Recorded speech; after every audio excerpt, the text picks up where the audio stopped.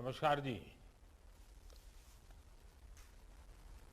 भारत की प्रगति को गति देने वाले इंडस्ट्री के सभी दिग्गजों को, सीआईआई के सभी सदस्यों को नमस्कार।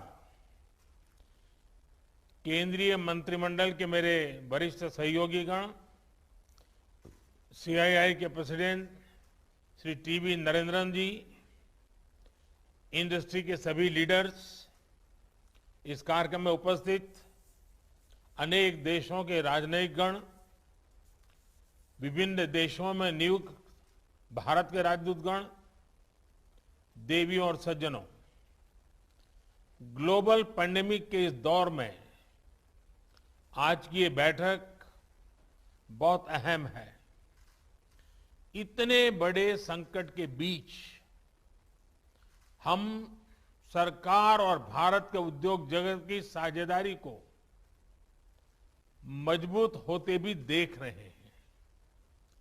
मास्क, पीपीई, वेंटिलेटर से लेकर टीकाकरण तक देश को जो भी जरूरत पड़ी, जब भी जरूरत पड़ी, इंडस्ट्री ने आगे बढ़कर हर संभव योगदान दिया। इंडस्ट्री के आप सभी साथी, सभी संगठन भारत की ग्रोथ स्टोरी का बहुत बड़ा हिस्सा रहे।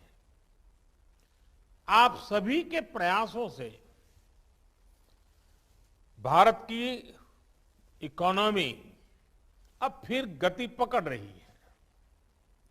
आज शायद ही कोई दिन ऐसा हो जब न्यू अपॉर्चुनिटीज को लेकर किसी न किसी सीईओ का स्टेटमेंट ना आता हो या कोई रिपोर्ट ना आती हो।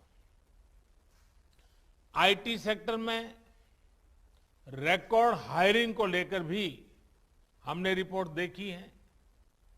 ये देश में डिजिटाइजेशन और डिमांड की ग्रोथ का ही परिणाम है। ऐसे में अब हमारा प्रयास होना चाहिए कि हम इन नए अवसरों का उपयोग करते हुए अपने लक्ष्यों की तरफ 2 गुनी गति से बढ़े। साथियों, सीआईआई की ये बैठक इस बार 75वें स्वतंत्रता दिवस के माहौल में आजादी के अमृत महोत्सव के बीच हो रही है। ये बहुत बड़ा अवसर है भारतीय उद्योग जगत के नए संकल्पों के लिए, नए लक्ष्यों के लिए। आत्मनिर्भर भारत अभियान की सफलता का बहुत बड़ा दायित्व भारतीय उद्योगों पर है। और मैं आप लोगों से कहना चाहता हूं कि सरकार आपके साथ है, आपके हर प्रयास के साथ है। आज देश में विकास के प्रति जो वातावरण बना है, अपने सामर्थ्य के प्रति जो विश्वास बना है, भारतीय उद्योग जगत को उसका पूरा लाभ उठाना चाहिए। बीते वर्षों में भारत में जो बदलाव आए हैं, चाहे सरकार की सोच और अप्रोच में हो, सरकारी व्यवस्थाओं के काम करने के तरीके में हो, वो आप सब स्वयं अनुभव कर रहे हैं, देख रहे हैं, महसूस कर रहे हैं। आज का नया भारत नई दुनिया के साथ चलने के लिए तैयार है, तत्पर है। जो भारत कभी विदेशी निवेश से आशंकित था, आज वो हर प्रकार के निवेश का स्वागत कर रहा है। जिस भारत की टैक्स से जुड़ी नीतियों से कभी निवेशकों में निराशा फैल जाती थी, आज उसी भारत में दुनिया का सबसे कॉम्पिटिटिव कॉर्पोरेट टैक्स है और फेसलेस टैक्स सिस्टम भी है। जिस भारत में दस्तावेजों में, कागजों में, कानूनों में उलझाना ब्यूरोक्रेसी की पहचान माना जाता था, वहीं आज ease of doing business rank में बड़ी छलांग लगा रहा है। जहां सालों तक श्रमिकों को, उद्योगों को सैकड़ों कानूनों के जाल में उलझाए रखा गया, वहीं आज दर्जनों श्रम कानून 4 लेबर कोड्स में समा चुके हैं। जहां कभी कृषि को सिर्फ गुजारे का माध्यम माना जाता था, वहीं अब कृषि में ऐतिहासिक रिफॉर्म्स के जरिए भारतीय किसानों के देश विदेश के मार्केट से सीधे जोड़ने का प्रयास हो रहा है। इन्हीं सब प्रयासों का नतीजा है कि आज भारत में रिकॉर्ड एफडीआई भी आ रहा है और एफपीआई में भी नए रिकॉर्ड बन रहे हैं। आज देश का फॉरेक्स रिजर्व यह भी ऑल टाइम हाई लेवल पर पहुंचा हुआ है। साथियों, नए भारत का थॉट प्रोसेस क्या है, उसका एक उदाहरण मैं आपको देना चाहता हूं। एक समय था जब हमें लगता था कि जो कुछ भी विदेशी है वही बेहतर है।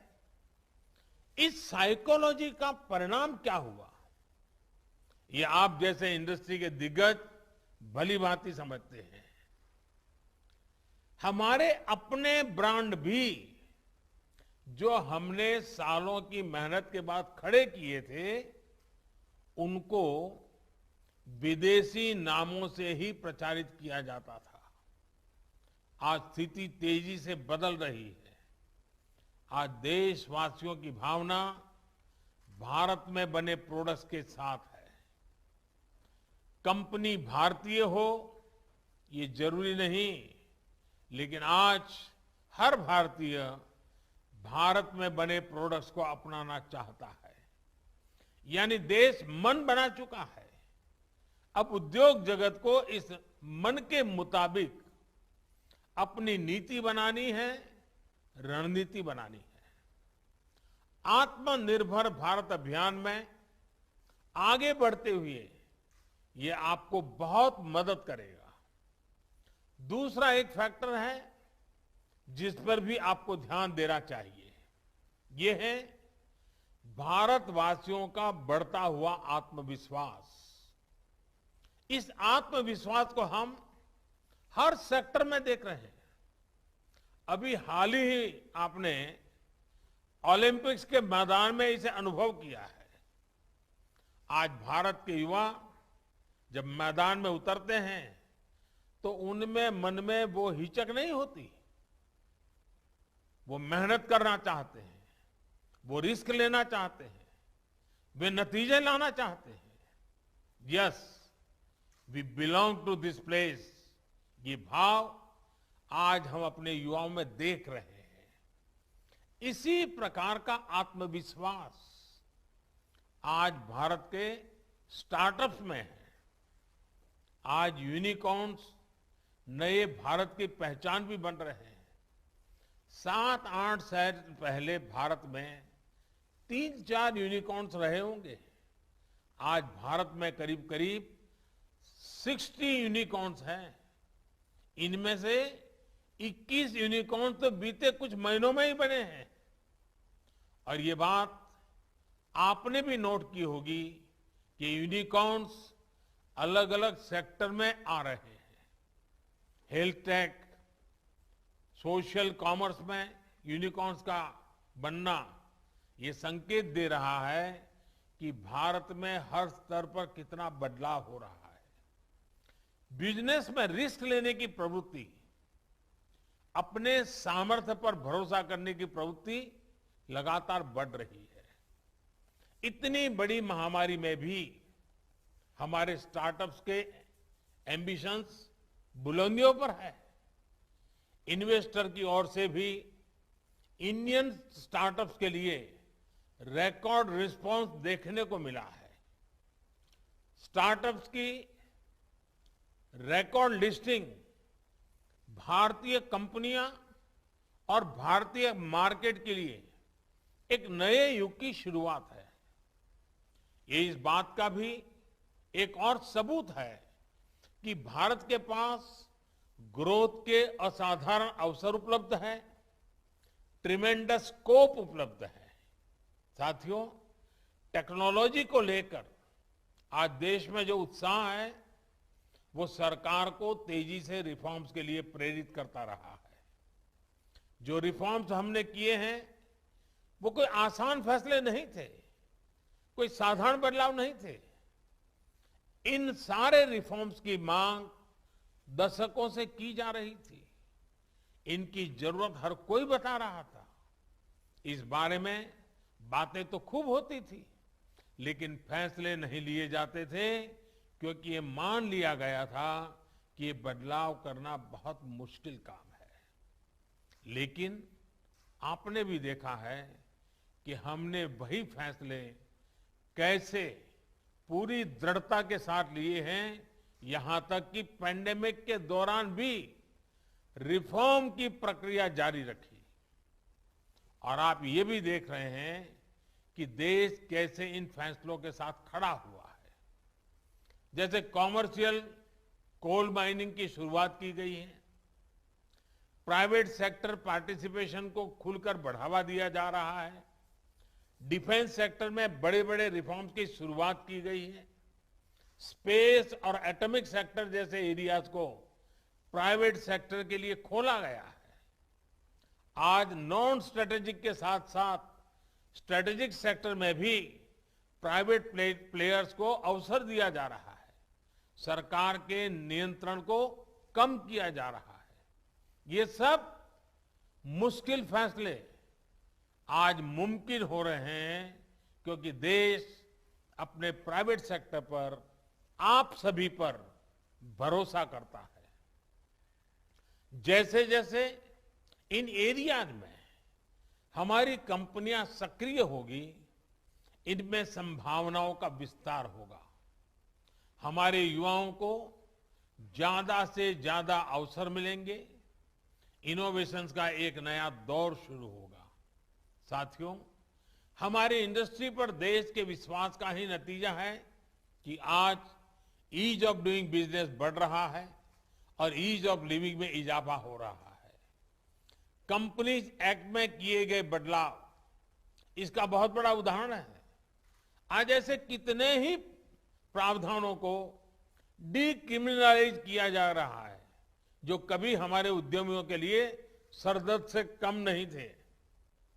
इसी तरह एमएसएमई सेक्टर को भी प्रोत्साहित करने के लिए कई कदम उठाए गए हैं जो उन्हें सीमित करने वाली मजबूरियों से मुक्त करेंगे। स्टेट लेवल रिफॉर्म्स पर भी आज विशेष ध्यान दिया जा रहा है। राज्यों को भी भागीदार बनाया गया है और उन्हें एडिशनल स्पेंडिंग फैसिलिटी दी जा रही है। मेक इन इंडिया के साथ साथ एम्प्लॉयमेंट और एक्सपोर्ट को गति देने के लिए देश ने प्रभावी पीएलआई स्कीम भी शुरू की है। ये सभी रिफॉर्म्स आज इसलिए हो रहे हैं क्योंकि आज देश में जो सरकार है वो रिफॉर्म्स कंपल्सन में नहीं कर रही है, बल्कि रिफॉर्म्स हमारे लिए कन्विक्शन का विषय है। आज भी हमारी रिफॉर्म्स की स्पीड बनी हुई है। अभी पार्लियामेंट के इसी सेशन में ऐसे कई बिल्स पास हुए हैं जो देश के इन प्रयासों को और गति देंगे। The factoring regulation amendment bill छोटे व्यापारों को क्रेडिट हासिल करने में मदद करेगा। Deposit insurance and credit guarantee corporation amendment bill small depositors के अधिकार की रक्षा करेगा। अभी हाल में हमने अतीत की गलतियों को सुधारते हुए रिट्रोस्पेक्टिव टैक्सेशन को भी समाप्त करने का निर्णय लिया है। इस फैसले की इंडस्ट्री में जिस तरह से सराहना हो रही है, मुझे विश्वास है इससे इंडस्ट्री और गवर्नमेंट के बीच विश्वास और मजबूत होगा। साथियों, आज देश में वो सरकार है जो राष्ट्र हित में बड़े से बड़ा रिस्क उठाने के लिए तैयार है। आपको याद होगा, जीएसटी तो इतने सालों तक अटका ही इसलिए क्योंकि जो पहले सरकार में वो पॉलिटिकल रिस्क लेने की हिम्मत नहीं जुटा पाए। हमने ना सिर्फ जीएसटी लागू किया, बल्कि आज हम रिकॉर्ड जीएसटी कलेक्शन होते देख रहे हैं। ऐसे कितने ही उदाहरण मैं आपको गिना सकता हूं, बता सकता हूं। आज आपके सामने एक सरकार है जो हर बंदिश को दूर कर रही है, हर बाउंड्री को पुश कर रही है। आज एक सरकार है जो आपसे पूछ रही है कि भारतीय उद्योग जगत की ताकत बढ़ाने के लिए बताइए अब और क्या करना है। साथियों, हमारे पूर्वज कह गए हैं, नैकम चक्रम परिभ्रमति, यानी सिर्फ एक पहिए से गाड़ी नहीं चल सकती, सारे पहिए ठीक से चलने चाहिए।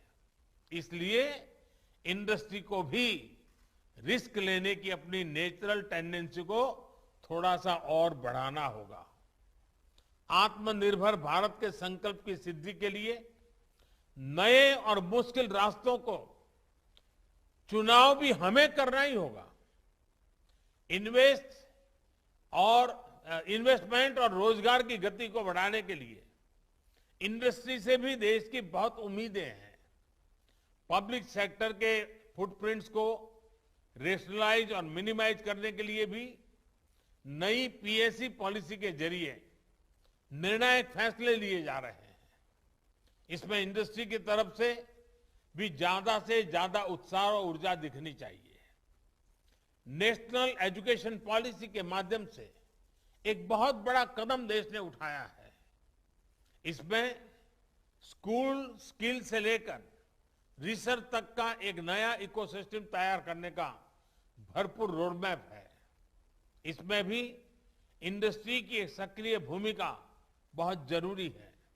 विशेष रूप से रिसर्च एंड डेवलपमेंट पर इन्वेस्टमेंट को लेकर हमें बहुत गंभीरता से काम करना है। आत्मनिर्भर भारत के लिए R&D पर हमारा इन्वेस्टमेंट हमें कई गुना बढ़ाना होगा और ये सिर्फ सरकारी प्रयासों से ही संभव नहीं है। इसमें इंडस्ट्री की बहुत बड़ी भागीदारी की जरूरत है। हमारा लक्ष्य ब्रांड इंडिया को मजबूत करने का है। हमारा लक्ष्य देश को समृद्धि और सम्मान देने का है। इस लक्ष्य की प्राप्ति के लिए हमें अपनी पार्टनरशिप को मजबूत करना है। मैं आपकी हर समस्या के समाधान के लिए, आपके हर सुझाव के लिए हर वक्त उपलब्ध रहा हूं और आगे भी रहूंगा। मैं फिर एक बार इस आजादी के अमृत महोत्सव के कार्यकाल में आपको भी अनेक अमृत संकल्प करने के लिए प्रेरित करें और आप सब संकल्प के साथ, नई ऊर्जा के साथ आगे आए। आप सभी को बहुत बहुत शुभकामनाएं। धन्यवाद।